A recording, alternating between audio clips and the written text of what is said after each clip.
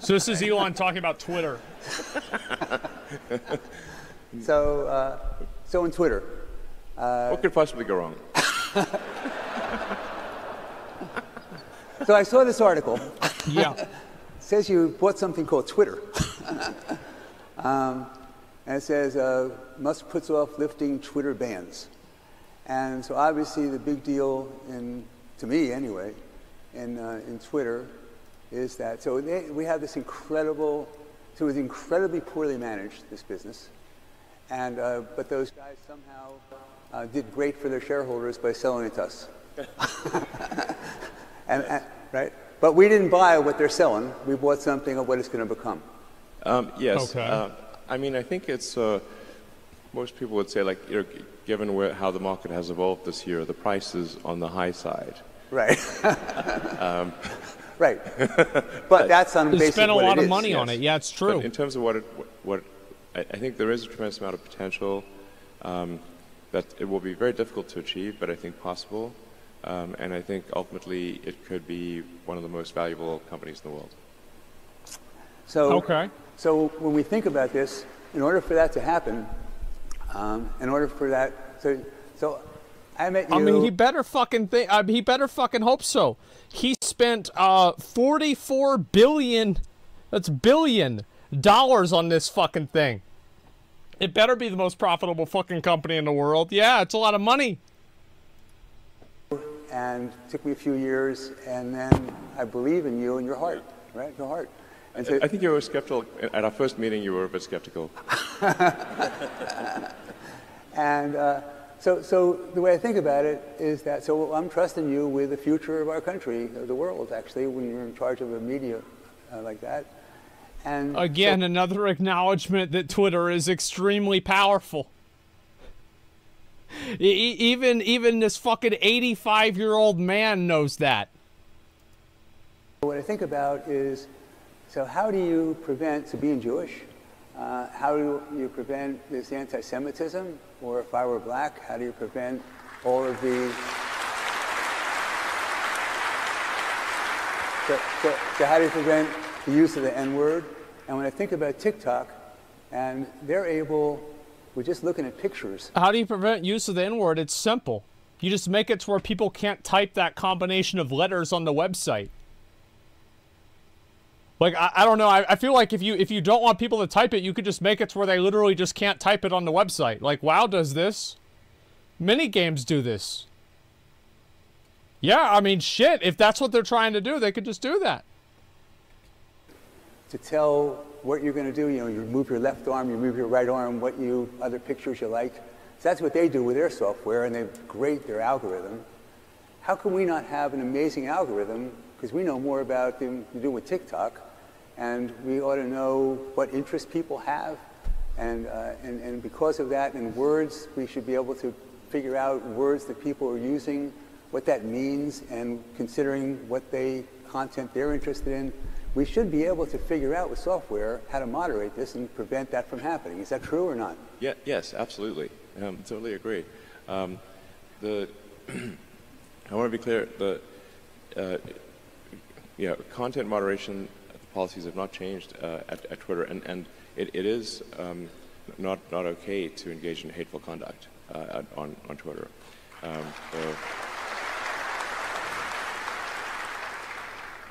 So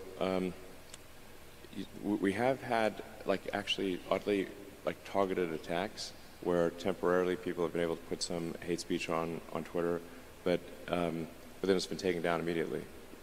So now, part of what I'm trying to achieve with this sort of enabling everyone to be payment verified with Twitter Blue is to try to get as many people payment verified as possible. To make it the $8 out of them. What do you mean payment verified? Like, you're just trying to get $8 out of them. Like, I mean, that's not a bad thing. It's okay. It's fine. I'm fine. I'll pay $8. It's okay. But, like, damn, like, let's not pretend like this is something else. But he is right if he's saying that this is going to bring more accountability. It is true. Yeah, that is true. It's only $8 a month. Although for some people that were complaining about that, and these are people who pay more than that for their latte. I'm going to be one of your Twitter Blue customers. Thank you. But like it's part of its revenue, part of it is payment authentication, and so if somebody because there is a huge problem with spam and bots and trolls on Twitter, and organizations trying to manipulate public opinion. True. And just generally making the system worse. And I think that there is an answer to that, which is to get as many regular users of Twitter to be a subscriber for $8 a month, and you'll get a lot more. Wouldn't that be great if everybody could get together and all give Elon $8? Wouldn't that be good? Yeah, that would be, that would just really solve that would solve all the problems. And it's like, again, yeah, all they have to do is pay him. And I'm going to say again, I'll give him the $8. It's not a big deal, right? But this is I don't know if this is a very good sell. I don't know. As a skeptical person, I'm not sold. Than just the blue check mark for $8 a month, because now we can afford long form video, long audio, podcasts, and we can also start sharing revenue with content creators, which is essential. That's good. Give them a chance to make money. Yeah, absolutely. Just so, I mean, right now, if you're on Twitter, you'll see a lot of links posted to YouTube and TikTok. Yeah. And that's because, at least until now, Twitter has not even given them enough video length to post their video. And then they give This is not entire. He is right generally, but he is not always right. So Twitter gave me the ability to do 10-minute videos. So that's how you guys can look at on my Twitter account. I can do long videos. There's a lot of people that can't do that. But they gave it to me, and then I upload videos on Twitter every once in a while. This isn't any sort of a sponsorship. I didn't get paid for this or anything like that. I just got reached out to, and they did this. And so this is possible, but I think obviously the reason why they don't do it a lot is because of the video hosting. They don't really want to host those long videos. Most users of Twitter, they can only post videos that are, I think, 2 minutes and 14 or 2 minutes and 24 seconds long. So yeah, a lot of people don't upload their same videos onto Twitter. Number one, because you can't do it. And number two, because you can't make any money off of it. Why would you upload your video onto Twitter if you could upload it onto YouTube and have YouTube give you more money? It's just common sense. Yeah, it looks like shit. Yeah, and I think this is something that Twitter can absolutely improve on. But I think it would require Twitter to make a number of changes on the way that people consume and see content. Content creators no means of monetizing the video.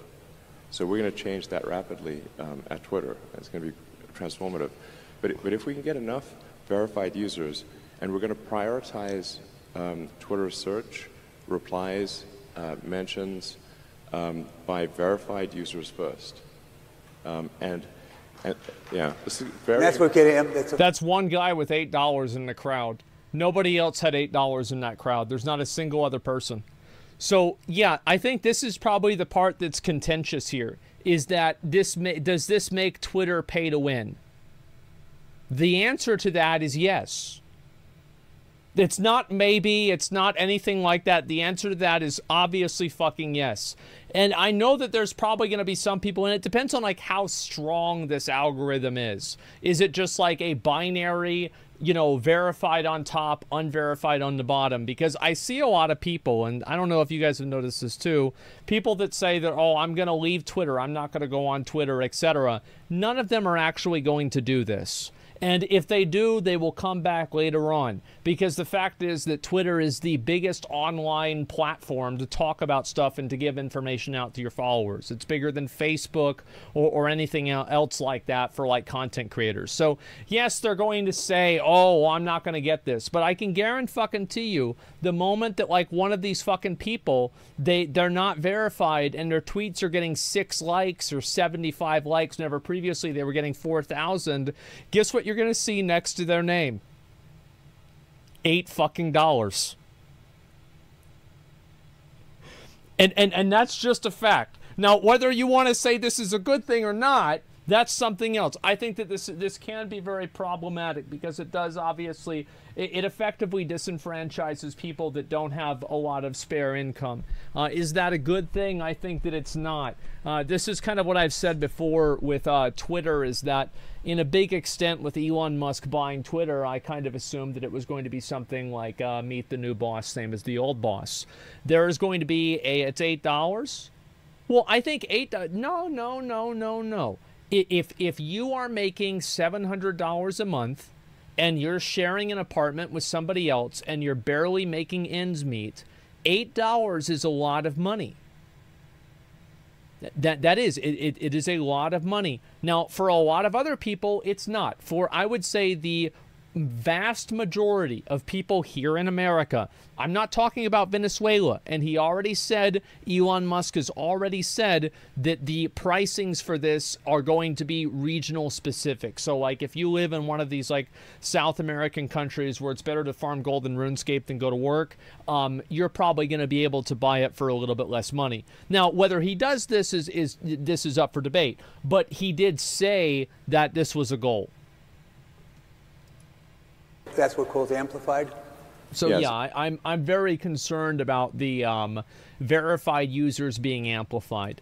But I do think that a lot of the content creators, as I said, a lot of the content creators that are talking about how they're not going to support this or whatever, the moment that they start losing relevance, they'll start supporting it. Yeah, this is very. And that's what calls amplified? Yes. If you're payment verified with blue checkmark, then you're prioritized, and so this is the point of this is to make crime not to pay, because right now to create a bot on Twitter costs less than a penny, so the cost of crime is so cheap, and that's part of why crime and hateful conduct pays. But if somebody risks losing even $8, it's too expensive to now. This is true.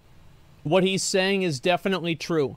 It's like, for example, crime. Yes. Well, I think that he's not saying. I mean, the thing is, he's also in the UK, and like over there, hate crime is a crime. Like in the US, hate speech is not. Sorry, hate crime is a crime here too. Hate speech is not a crime here. Like you can be as racist as you want, and as long as you don't go tell people to go do something, you're totally fucking fine. Well, over there, it's different. However, I think what he's really meaning by that is that the reward for doing something like making a bot is higher than the cost for losing the bot or making the bot. And because of that, it causes more people to make bots. It's very simple. So if you make that barrier to entry $8, less people are going to be willing to do something that would put that in jeopardy, because they don't want to put their $8 in the garbage. I think a very easy parallel to this, I think this will 100% work, by the way. A very easy parallel to this is sub-only chat on Twitch. If you have sub-only chat, the odds are that the types of messages are going to be much more vanilla. They're going to be much more measured, much less rude, and just in general, the chance of them actually breaking the rules is going to be extremely low. So I think in the same way that sub-only chat and having subscribers in Twitch channels causes those subscribers to effectively moderate themselves better because they have accountability and they are literally invested in it, I think the same thing will happen on Twitter. I think this will happen. Fake accounts, because they have to spend $800,000 a month, as opposed to. Yeah, I bet that's great, wasn't it? Yeah. I'm sure you're thrilled about that. However, how do you solve the problem? This is the thing with Elon. Like, I wonder, how do you solve the problem if one fucking account is verified and then they have 8,000 other accounts that aren't verified that like the tweet and boost the tweet in the algorithm, but the 8,000 accounts aren't verified? You see what I'm saying? So this is you've got to remember, this is what I used to do. Like, not this specifically, but scamming, breaking systems, and then showing people how to do it. This is what I used to do in WoW all the time. So, like, anything I can think of, somebody will have already done. So, Why is it not possible for one person to buy verification and then to have 8,000 bots then provide likes and retweets towards that will boost it in the algorithm, because that's obviously how the algorithm has to work? How is that not going to happen? I don't know, guys. And a weight like based on verification. That's right. So if you like something and you're not verified, you don't really like it. You just think it's okay. So it counts half as much. You know, $800 a month. So yeah. And then we also, since we're using payment authentication, we're piggybacking on the authentication system of the payment system, and we're also piggybacking off of Apple's authentication system, which is another layer of security.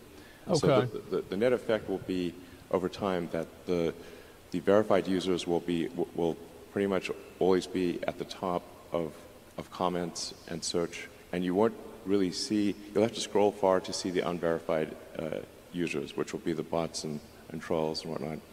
And this is sort of analogous to... I think that he's saying a little bit two different things here. Yeah, these are the plebs. These are the unwashed masses. These are the people that can't afford $8, so their voice doesn't matter. These are the people who it doesn't matter. Like, yeah, why can't we just do this with voting? I think this sounds great, guys. Yeah, if you can't pay $8 at the ballot box, look, man, like it's not gonna be like a whole vote. It's like 20% of a vote or something, you know? Like, yeah, it's lords versus peasants. Yeah, of course. Google search. Like, if you go to page 8 of Google search, there will be a ton of scams and stuff, you know, call it page 8, page 9, something like that. But the thing is that Google search results are so good for page 1 that you never go to page 8. You do for porn, and I'm surprised he doesn't know that. So yeah, you very, very commonly do this for porn, and like if you're trying to find like OnlyFans leaks and stuff like that, I don't know what the fuck this guy's thinking. You absolutely do that. And by the way, all of them, yes, on page 8, they are 100% scams. It's like you open the website and you click to play the video and it opens up a link of Live Jasmine. It's a cam website. It's like, what the fuck is this? Then you go back to the link, you click it, and then you have to watch a 5-minute fucking ad of a girl masturbating, and then finally you finish the 5-minute ad or 5-second ad, and then you click on it and it says the video's not available anymore. Okay, well, that's great. Back to square one. True? Yes, somebody told me that this is what happened to them. Or it's rare. And like the old joke is like... So if something we don't want to see, it gets pushed way down. Yeah, just basically the bad stuff gets pushed way down. And I don't know if this is entirely true, because like you have plenty of people who are going to say hateful stuff and they're verified. I think this is very, very common. Like, for example, there are plenty of people that are very well-known racists, or they're very well-known sexists, or something like that. And also, like, I don't like this dichotomy that's being used that all of the people that are good boys are going to be verified and all of the people that are bad boys aren't going to be verified. I think there's going to be a lot of people that just don't want to spend $8 a month, and so they're going to be effectively froze out. So, I don't know. You can mute tweets, though? That's true. Now imagine if everybody pays the $8. Yeah, wouldn't that be great? It'll get rid of annoying-ass bots, and that's it. Well, I think it will get rid of. The truth is, what he's saying will work. It will work 90% of the time. But I also think that the 5% where it doesn't work, really, it's not 100% of the racist accounts that get the attention. It's like 5 of them. It's 5 of them that are just going absolutely apeshit until something happens. It's like there's 1 million people that hate women on Twitter, but everybody spends their time talking about Andrew Tate.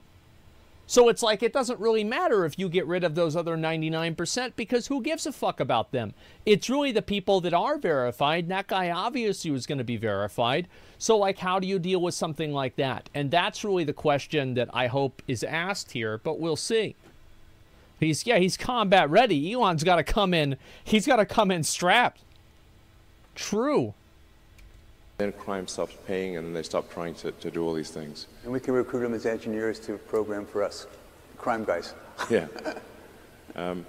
So, I mean, the joke is like, what's the best place to hide a dead body would be the second page of Google search results.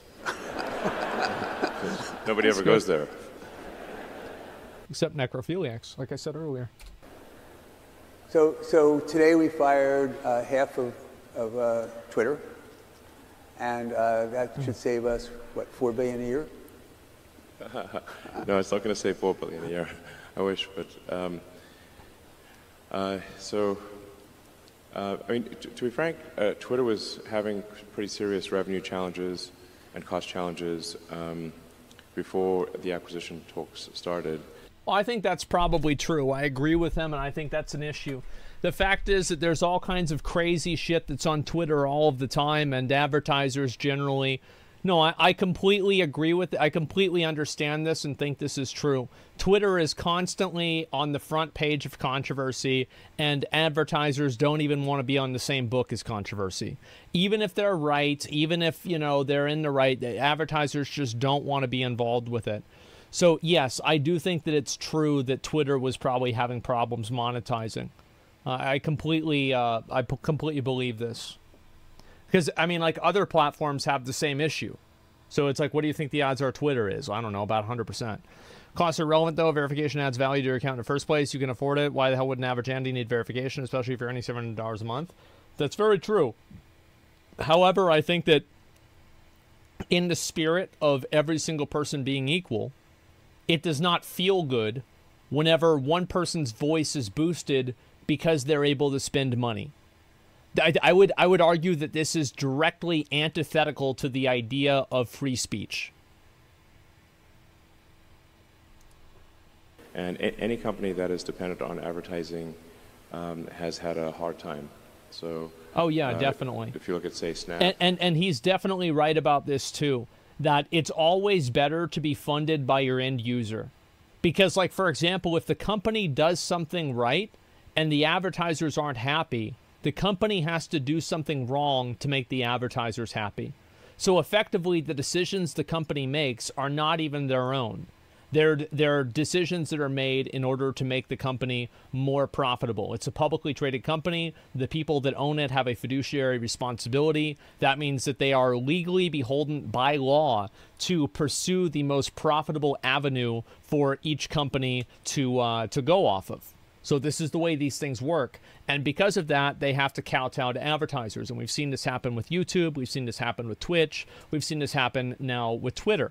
So, yes, of course, this is going to happen. It is always 1,000 times better to be funded directly by your audience. And I will have you know, I made a fucking video about this 5 years ago, saying that this shit was going to happen. It's on my fucking Zach Rohr channel. Thank God it finally is. Google, Facebook, whatnot, they've all had a difficult time with advertising revenue dropping. And Twitter is more, currently more vulnerable than they are to advertising, because most of Twitter's advertising is large brand advertising as opposed to direct response. So it's kind of like a much more of a discretionary ad spend than it is for what he's saying is basically, like, on YouTube, you get advertised ads based off of you doing something or you watching a certain video. With this on Twitter, you just see ads, so they're worth less. You can do direct response for a specific product. So, and then we also recently had a lot of difficulty with activist groups pressuring major advertisers to stop spending money on Twitter. This is despite us doing everything. Yeah, this is no surprise. This is what people do all the time. This is very common, is that whenever somebody does something that's disagreeable to these kinds of activist groups, they petition the different companies to immediately pull out all funding from them, effectively defunding what these people do. Yes, they're basically Karens. The Karens have come in, and now they're complaining, and they want to talk to the manager. And thank fucking God that they're trying to actually be directly funded by their audience, because whenever you're directly funded by your audience, you're not beholden to these people. You're not accountable to them. You're accountable to your audience directly, and that's the best thing to have. Possible to appease them and to make it clear that moderation rules and hateful conduct rules have not changed, and we're continuing to enforce them. A number of major advertisers have stopped spending on Twitter.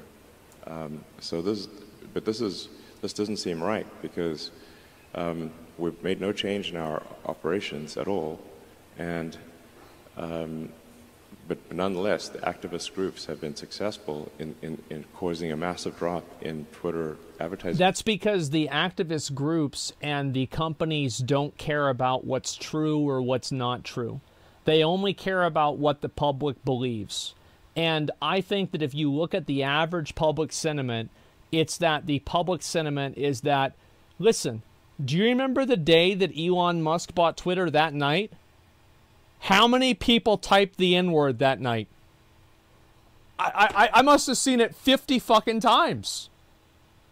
Everybody was fucking typing this shit. They were going ape shit. And it's like 500% increase. Yeah, I saw the article about that. And then like the moment they're like, all right, people start talking about how the election is fake. Fucking COVID is fake. And just like everything. So it's not like this didn't happen. And I feel like advertisers, that the truth is that that type of, like the two genders, election being fake, COVID, you know, I think in general, like more conservative outlook is not as socially acceptable in society right now. That's just what the truth is, at least here in American society. And because it's not socially acceptable, whenever people feel like they're able to say things like that, the companies don't want to be involved with spaces that are associated with that. That's it. And so, like, and again, I'm not saying that, like, this is a good, I'm not agreeing or disagreeing with any of these things. I'm just saying that this is what the messaging is, I think, for an average person. Revenue, and we've done our absolute best to appease them, and nothing is working. So this is a major concern, and I think this is, frankly, an attack on the First Amendment. Well, it is. If activists... Well, no, it absolutely is. These people do not want you to have free speech. They want you to have to say what they believe. They want you to have to think what they think. And if you don't think that and you don't say that, they want the ability to ruin your life for it. It's that simple. This is absolutely what it is, without a question. Exercising their free speech? Oh, no, they definitely are. And this is always going to be the paradox with this kind of thing. Of course it is, right? It's like tolerance of the intolerance. Is this actually tolerance or intolerance? It's, you know, like it's an Ouroboros to an extent. I understand this. However, I do think that you can easily see it from this perspective, too. Groups can pressure advertisers upon which Twitter is fundamentally dependent to, you know, suppress free speech, then that doesn't seem right. Exactly, and that's what it is. Is that if somebody states their opinion about something and that opinion is not socially acceptable, then they get demonetized. And if they get demonetized and not removed, then the different groups of people try to get them removed from the platform for whatever reason. This is just what happens.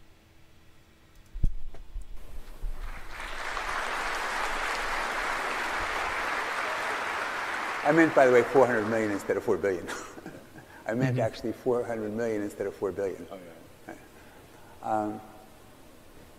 Okay, so we're now there. You're living at this place. You go there for the next couple, 3 weeks. Okay. You get to vote, and then we have a team lined up. You think you have a team lined up to manage it, and then you would just do it the same way we do with SpaceX and Tesla, where you Just attend the meetings regularly, say this is what we need to do. Do it. Well, this is what we need. Yeah, my workload went up from about, I don't know, 70 to 80 hours a week to probably 120. I can see that. So, yeah, I go to sleep, I wake up, I work, go to sleep, wake up, work, do that 7 days a week. I'll have to do that for a while. No choice. But I think once Twitter is set on the right path, I think it is a much easier thing to manage than SpaceX or Tesla. So I think the opposite. We'll see. And I mean, I really understand the internet and how to make. So I wrote software. I wrote software personally for 20 years. You know, I was one of the key people behind X.com, which became PayPal.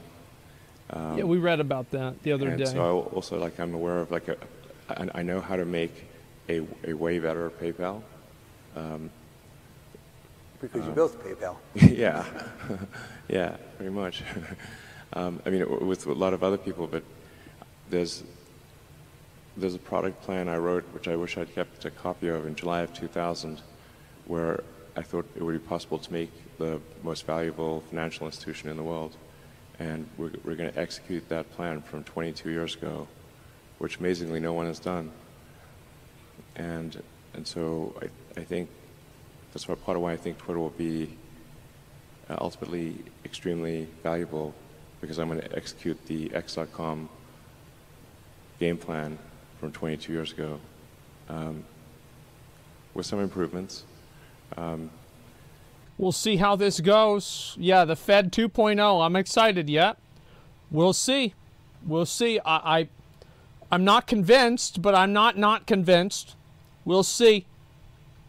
And then we're also going to obviously make Twitter just a way better system. I mean, it stands to reason that you know, if a social media company is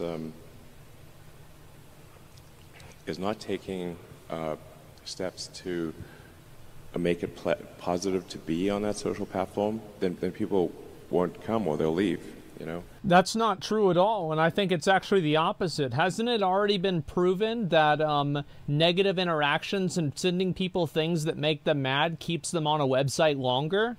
I feel like I've been reading about this multiple times, but I don't know if there's no study that I can point to and say this is true. It does. Yeah, I feel like it's true, and I've heard it being stated that it's true many times. So it seems like it's like I spend a lot of time thinking about things that pisses me off. So I don't know how we're going to do this. I don't think this is necessarily what social media platforms try to do. So you speak of sort of anti-Semitism or racism or anything like that. Mm-hmm. Well, I mean, who's going to stay on a platform if that's prevalent? Like that's obviously. Yeah, I mean, come on. And apart from its inherent wrongness, who's going to stay on the platform? So you I think a lot of people are. I think the truth is that, you know, whenever PewDiePie said the N-word on the bridge, people didn't leave YouTube. Nobody left YouTube. It doesn't matter to them because they just care about the content.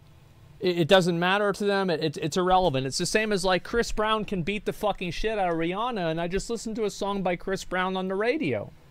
How is this happening? Well, it's because people don't give a fuck. They don't care about this other kind of stuff. All they care about is being able to watch their funny videos. You want to be. It needs to be something where.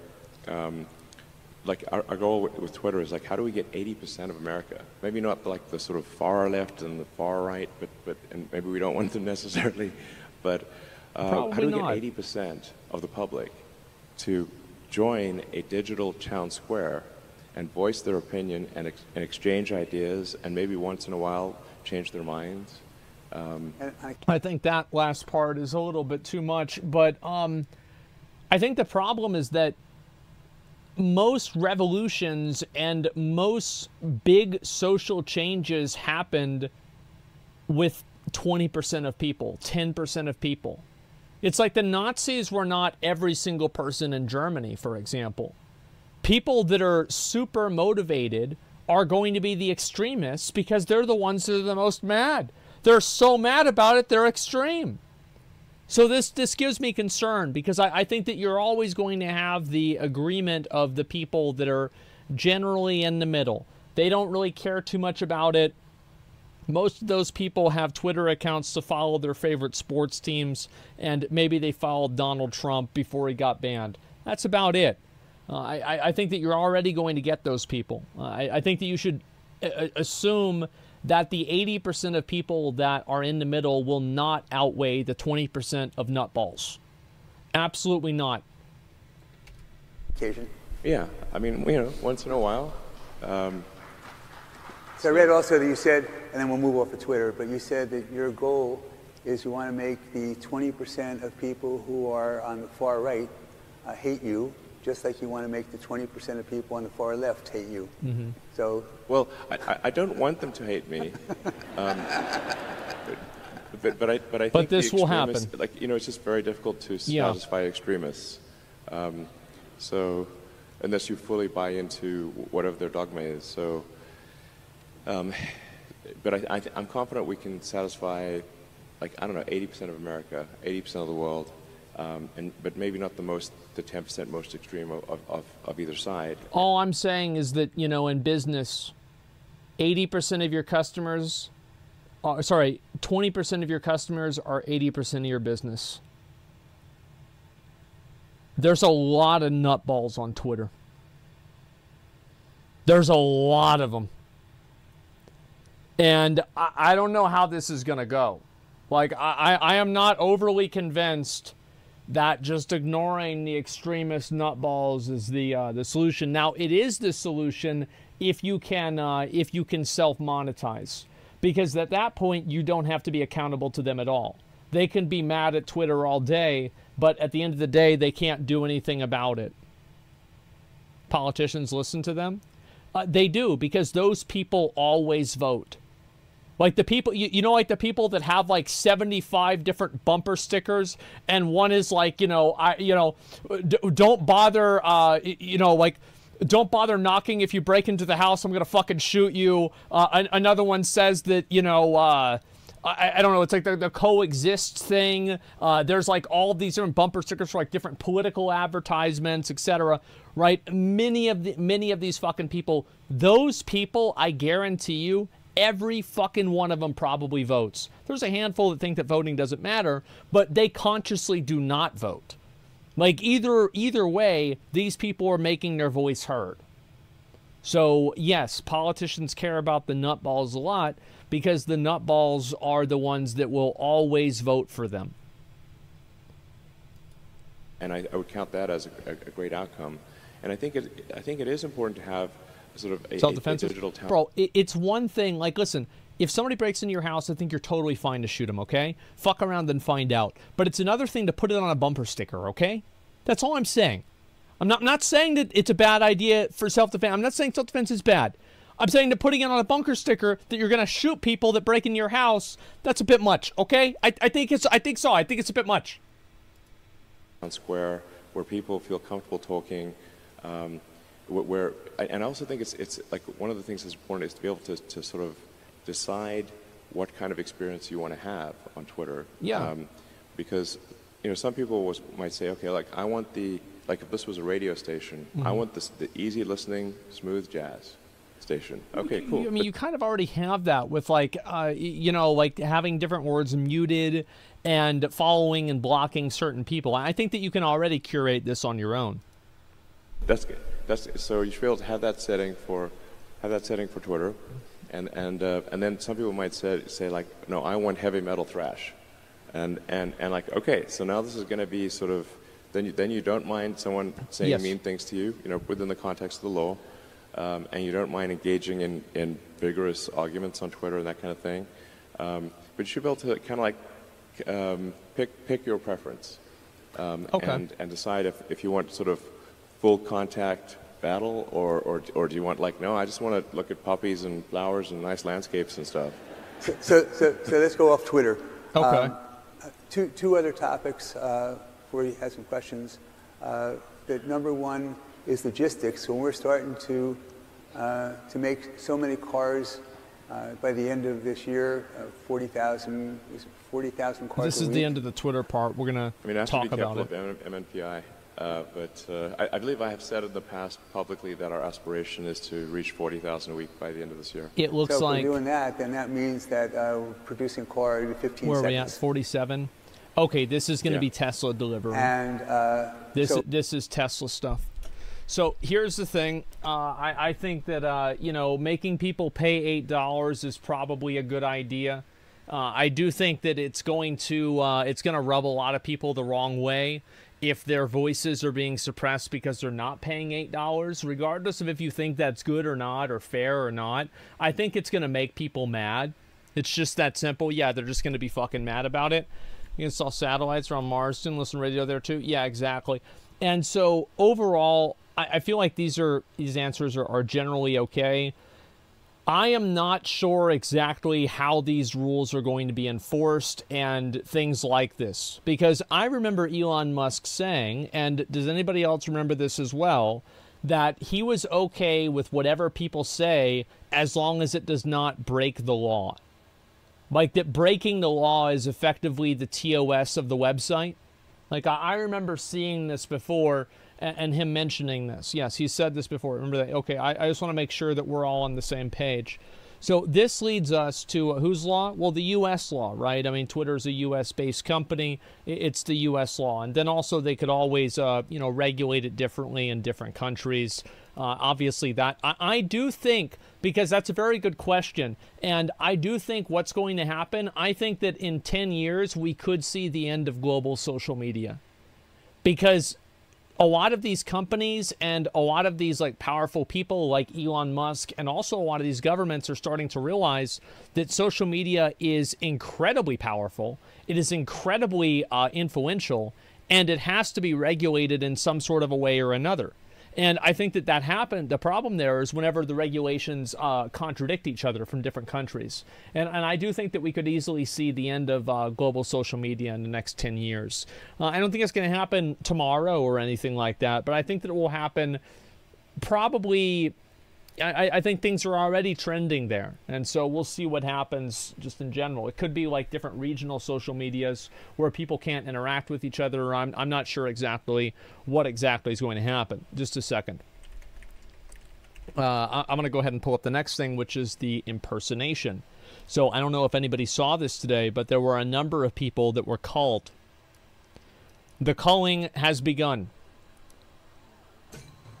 And so we're going to talk about this. The United Nations Twitter meeting. Yes, we'll see what happens. Problem with that is that it will polarize people across countries.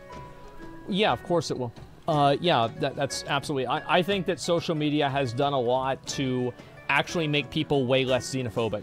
I know that you always hear about the crazy assholes that fucking hate, oh, I fucking hate people from like fucking China, I hate the Chinese, or oh, I fucking hate people from the Middle East. But those people already thought that before social media. There were already a lot of those people. But I think social media allows you to interact with people that are from these other countries, especially like video games even too. And you're like, you know what? Like my mom says I have to go to bed to do homework. And he's like, oh man, like I have to do the same thing, right? And you just made a connection with somebody who lives on the other side of the world with a completely different life as yours. And I think that things like that and interactions like that are what make the internet good. And people don't talk about that enough, but I think it's very true. And I think overall, the internet has done a lot to democratize culture. And I think overall, it's probably made culture better. And it's made people more understanding of other cultures and also more appreciative of them. So I'm very much in favor of different global networks like that. I think they're super important. And so anyway, let's see if I can go ahead and find this here. Let me see here. Twitter TOS. I guess I can just pull it up right here. I'm not sure if I can find it right now. Fuck. Okay, yeah, it looks like I looked at it later. So basically what's happened is that Twitter has suspended Ethan Klein, and it also just suspended Kathy Griffin. Kathy Griffin is a is a comedian, I guess. I don't know what she does. I have no idea. The only thing about her I know is that she was the lady that had like the severed head of Donald Trump, and then she got in like a bunch of shit about that. People were really mad at her, and you know, it turned her into a martyr for people that like that picture. And anyway, Twitter banned both her and Ethan Klein. Now, these are some tweets that were made about this, talking about this, and I kind of wanted to go through this and get into all of these things, okay? So, yes, Ethan has been, as far as I know, permanently suspended, and so has Kathy Griffin. So, this is what Elon Musk said today about Twitter.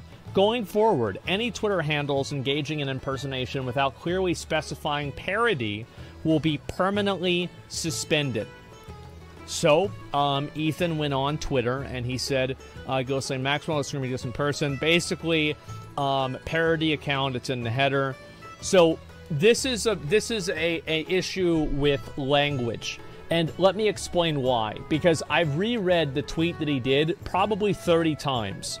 And I think at a face value, it makes Elon Musk look pretty stupid whenever he says that, oh, well, if you say it's a parody account and then you say something else, it's okay. And then right after that, Ethan gets banned and so does Kathy Griffin. I think that it does make him look stupid. However, technically, it is unclear what he meant by that. And let me explain why.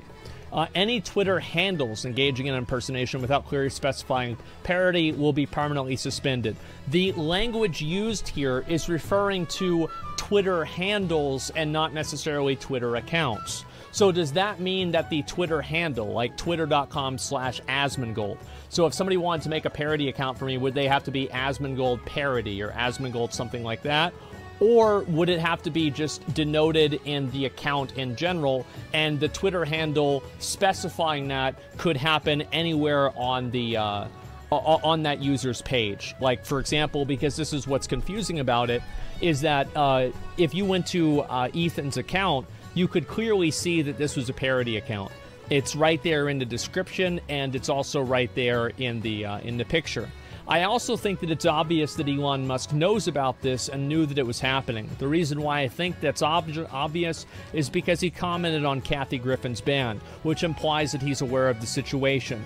So if he's aware of the situation and she's not unbanned, it can stand to reason that this was done with his consent, or at least he has allowed it to happen, which implies that this statement here is actually referring to the Twitter handle specifically and not just any action that Twitter handle takes.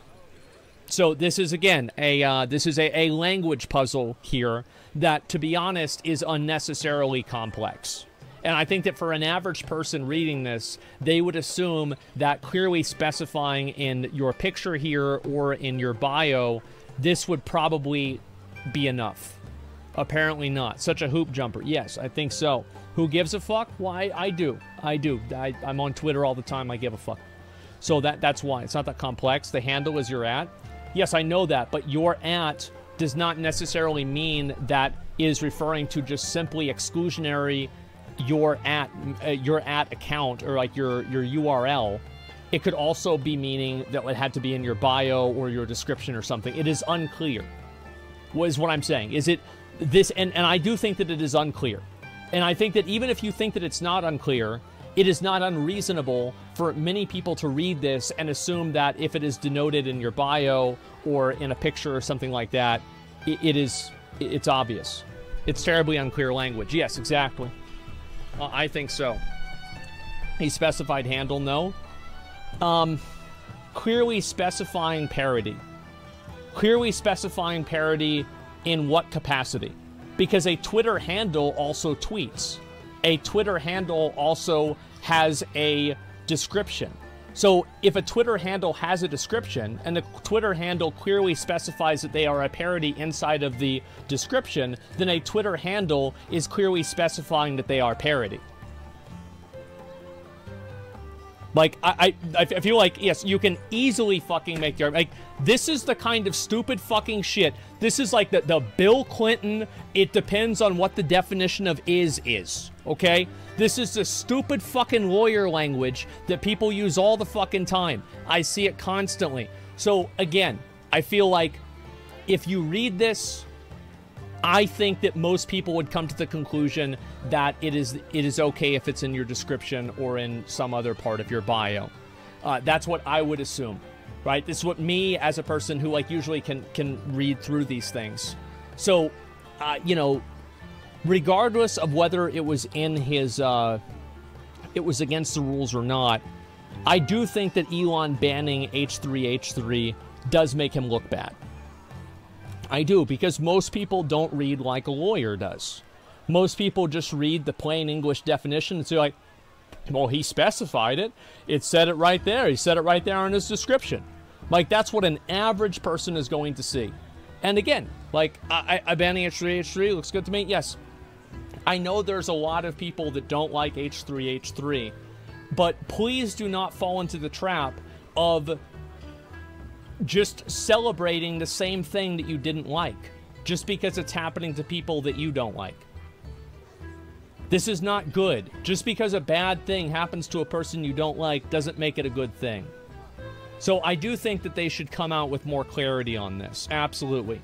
But you can also make the argument, and this is another good point, that I think it's a good point, that it is obvious that H3H3 was trying to make people think that he was Elon Musk. He was trying to bait people into thinking that. He was using his profile picture. He was using... Actually, to be fair, he was not using his profile picture. He was using his old profile picture. And he was also using his name. So it was evident that he was trying to impersonate him. And the reason why this comes all the way around is that impersonating a person is against the law. It is fundamentally against the law. And would Ethan get in trouble for this legally? I don't know. But I think that you could easily make the argument that he was trying to impersonate Elon Musk, and because impersonation is against the law, that fell under the Twitter TOS. That guy's so toxic. Fuck him. Are you kidding me? I don't care about him. So that doesn't matter. Like, I actually like Ethan. I think Ethan's funny. Has Ethan said some things I disagree with? Sure, yeah. But Ethan said other things that I do agree with. So just like any other normal person out there, they, you know, my opinion of them is a shade of gray. So anyway, your bitch, no, I mean, there are some things he said that I dislike. I don't agree with them. Like, for example, I think the Ben Shapiro thing was really over the line. He shouldn't have said that for any reason. It was too much. I could see the point that he was making, but it was a little bit over the line. I think also a couple of the other things that he had said before were over the line too. But overall, I mean, like, I don't get emotional about this stuff. It doesn't matter to me because I don't know these people. It doesn't affect me personally. So I don't have a dog in the race. I'm not compromised on this. This is just my opinion on the subject. So I think that it went from good, take to bad, taking a few minutes. Well, the reason why is because basically a lot of people think that Ethan from H3H3 has turned into a person that he used to criticize. People liked Ethan because he used to say the N-word. People liked Ethan because he used to make really bad jokes. People liked Ethan because he used to say a bunch of stuff that they wanted to say, and, you know, he was that edgy type of comedy. And then Ethan changed his content, and you could say evolved his content, sure. But either way, the change or the evolution has left some of those viewers distorted. And, not distorted, sorry, disappointed. So yes, of course that's what happened. People also don't like the fact that people feel like Ethan is, what's the word? Evangelizing, that's not really a very good word. Sanctimonious. Is sanctimonious on Twitter about getting people deplatformed. So, you know, for a lot of people, whenever they see a person who wants to get other people deplatformed, get deplatformed themselves, they consider this a W. I find this to be also kind of odd, because if you don't like deplatforming, why is it okay whenever it happens to somebody you don't like? But the truth is that most people don't really have principles. They have a team that they're on. And I think that's the truth. Let's see here. Let's see, where's the rest of this? Search his name. Ethan Klein. That's just spelled wrong. 1 week, Elon went from influencer to arrogant child having tantrums because he broke his new toy. And you can see, guys, how nobody is able to read the nuance in this statement. Do you see kind of what I'm saying? Do you see, like, it's very evident that to the average public, it looks like Elon just immediately went back on his word because somebody was making fun of him. That's what happened. Regardless of what you think that should happen, that's what fucking happened right there. There's justified deplatformings. My position on deplatforming is very simple. If you use the platform to break the law, you should be deplatformed, period. So, for example, if you're trying to do a crypto scam, deplatformed. If you're trying to, you know, you're posting revenge porn of your girlfriend, fucking deplatformed. If you're posting other things that are against the law, like you're telling people that, oh, go burn down this building because, you know, they didn't give me a large fries and I ordered a large and I only got a medium and it was onion rings instead. I don't like onion rings. If you fucking say to burn down the fucking Jack-in-the-Box, then you should be suspended. You should be off. Deplatformed. Done. Yes. Is that why Andrew Tate's deplatformed? I'm not sure. I think there was a lot of reasons for that. But what I'm saying here is that that is my barometer of whether somebody should be deplatformed from the entire website or not. If they break the law through the website. That's how I see it. Everything else, I'm very, very reluctant on. I'm not saying that this is an all-encompassing thing, but for the most part it is. So if you read down a lot of these comments here, a lot of people should be in Twitter name, clear as day, not in bio. Every Onion article should start with none of this is real, it's all a joke. It's very surprising to me that somebody would be this comment would be so well liked. But again, on Twitter, it's not about how good your argument is, it's about how stupid you make the other person look. As you guys may or may not know, the best argument isn't an argument. Parody had to be listed in the screen name. It says that in the TOS. Oh, shut up. Has to be in the name. Accusing others' account affiliation. Must distinguish them both their account name and bio. So, if this is what was stated, must distinguish themselves in both their account name and bio. If this is what the Twitter TOS says,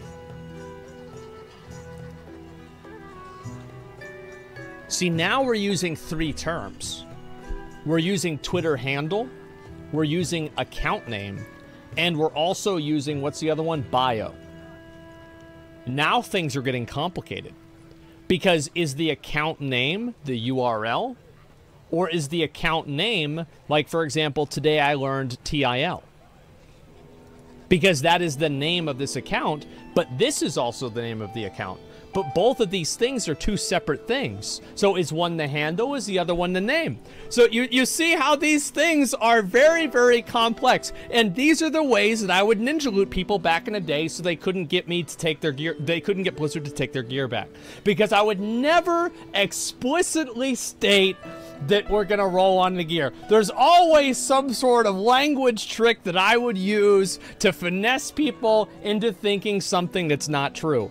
I love this. I find this very interesting because it's the art of deception. I love this. So, again, this is very, very confusing. And you guys can see what I'm saying. That like, account name, bio, and handle. Account name and handle, what the fuck do these two things mean? So, yeah, I don't know, guys. Read the picture further. Account name should clearly indicate the account is not affiliated with the subject portrayed in a profile. Accounts can indicate this by incorporating words such as... Yeah. So, I don't know what that is. Just take the L, little bro. Are you, you're not happy with my statement?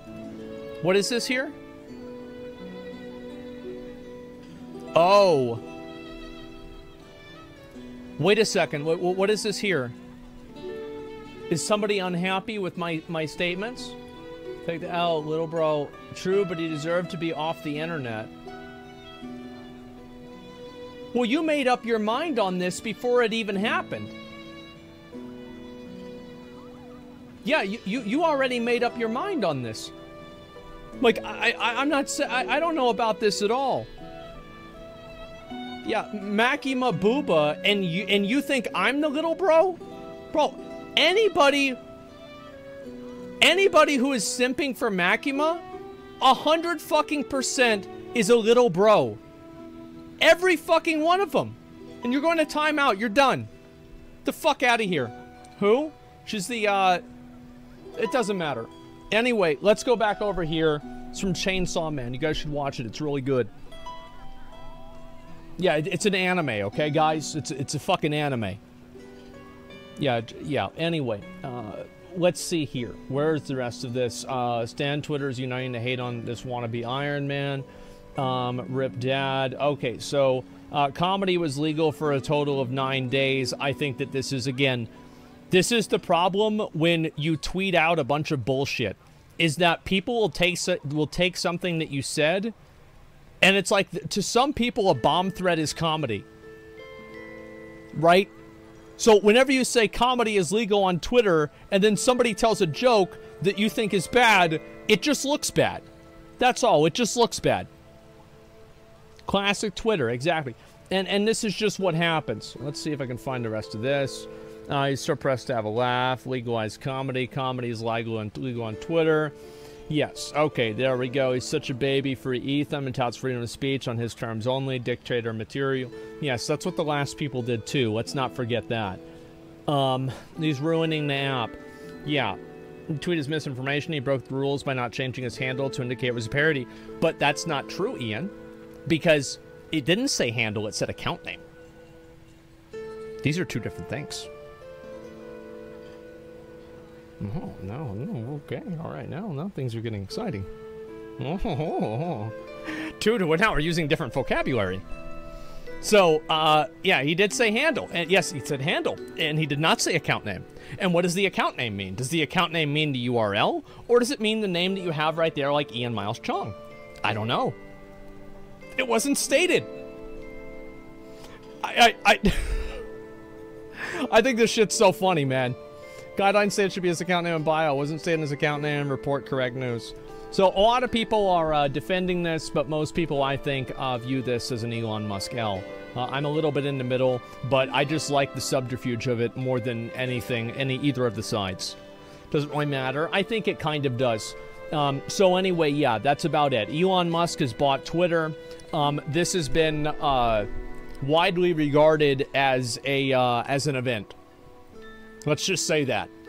Now, to put context in this, I have been relatively positive about Elon Musk buying Twitter. I was unhappy with the way that Twitter was run previously. I didn't like how they appointed themselves as being the Ministry of Truth. I'm not a fan of that kind of stuff, and I think that Twitter is so powerful that it should be regulated by the government. And whenever I was talking about it back then, there were obviously a lot of people who were on my side about this, who were Republicans or conservatives, because they were the ones being censored. Now that we're having liberals be censored, I'm sure now they're going to be agreeing with me, and the conservatives are going to be talking about how great a free market is. So let's just keep in mind, there are no principles, there are only points. And it looks like Elon Musk scored 2 points today. It's important to keep that in mind. That's what I think. I'm excited to see where this goes. I love this. I find it so exciting. The chaos of it is great.